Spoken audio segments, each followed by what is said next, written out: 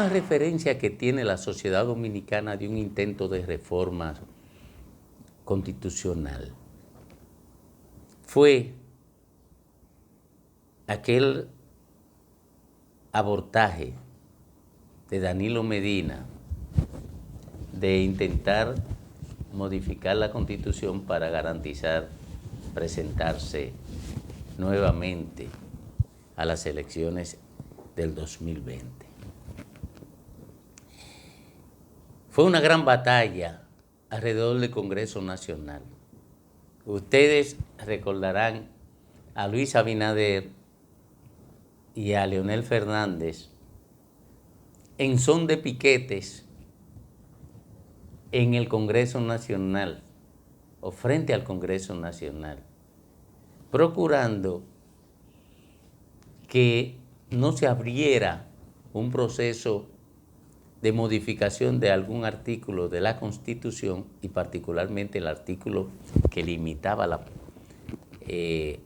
reelección continuada de un mandatario. Porque si se iniciaba ese proceso con los congresistas ahí, la cantidad de legisladores que podrían ser cooptados por el poder, comprados por el poder, sobornados por el poder, nadie podía pronosticarla.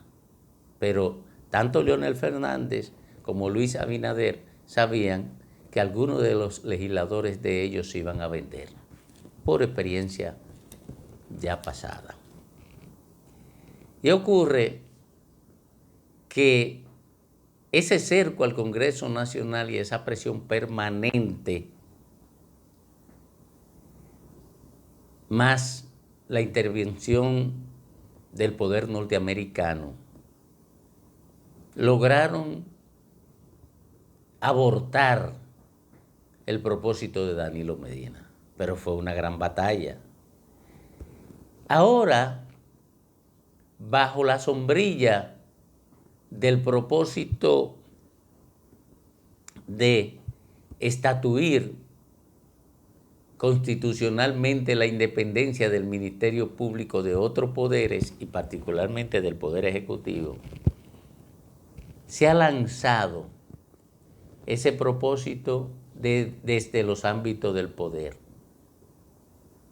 ¿Por qué se hace bajo la sombrilla de establecer constitucionalmente un Ministerio Público independiente? Bueno, porque eso justificaría ante la sociedad y particularmente ante la clase media, no ante las élites, que las élites políticas ni las élites empresariales quieren un Ministerio Público independiente. Las élites en este país están comprometidas con la impunidad y lo dice la historia, no lo digo yo. Depende solamente de quién puede ser el perseguido.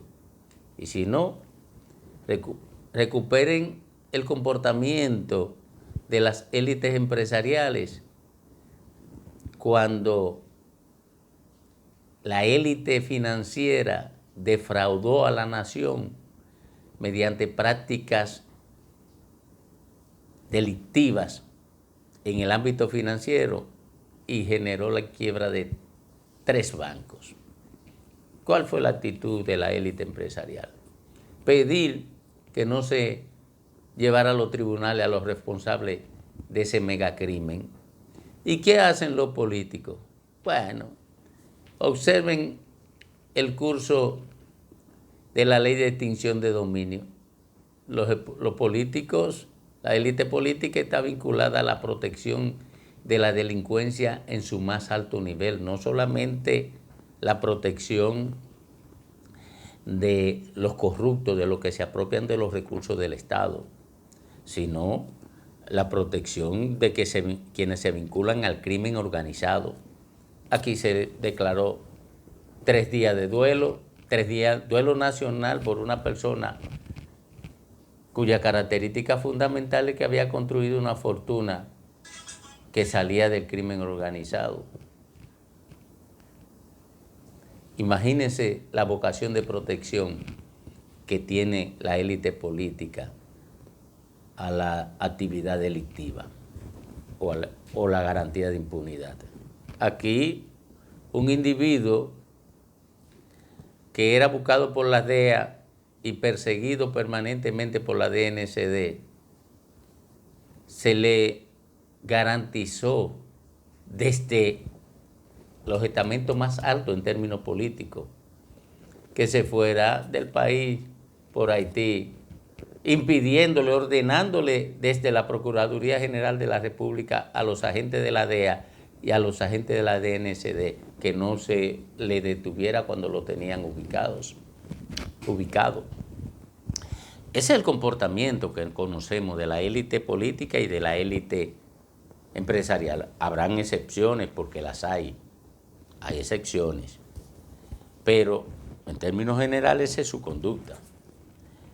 Bueno, ocurre que ahora mismo hay una lucha intensa por, de un lado, la oposición impedir la reforma constitucional o la reforma de algunos artículos de la Constitución, que eso es una modificación constitucional, eso no es una reforma constitucional. Y por otro lado, el gobierno que intenta encaminar esa modificación constitucional bajo el argumento de que es necesario constitucionalizar la independencia del Ministerio Público. Ahora, ¿qué es lo que hay ahí? Bueno, la oposición sabe que el gobierno no va a modificar exclusivamente lo relativo al Ministerio Público, sino que va a introducir otros cambios que garanticen la posibilidad de mantenimiento en el poder del Partido Revolucionario Moderno. Y el gobierno, obviamente, porque conoce a la oposición, construye un discurso descalificante, porque lo cierto es que lo que ahora se tienen miedo a la reforma constitucional es porque ellos saben qué hicieron antes. Miren, en la época de Hipólito, para modificar la Constitución que garantizara que Hipólito se pudiera presentar,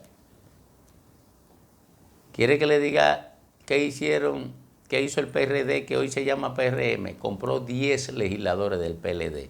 Y ahí andan algunos como senadores y como diputados de la Fuerza del Pueblo o del PLD.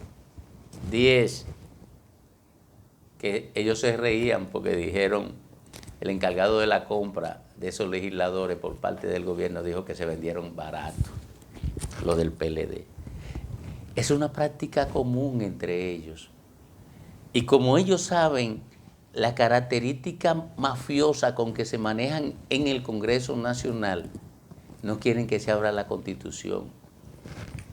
Porque la Constitución de la República, si fuera para fortalecer el esquema de organización del Estado Nacional, podría abrirse en cualquier momento. Si fuera para incrementar una estructura de marcos legales mayores para construir mayor justicia social, podría abrirse en cada momento. Pero lo que pasa es que siempre que se abre la Constitución hay un propósito pandillesco que a final de cuentas solamente satisface los instintos más impuros de los políticos. Muchísimas gracias, señores. Gracias por acompañarnos en estas reflexiones.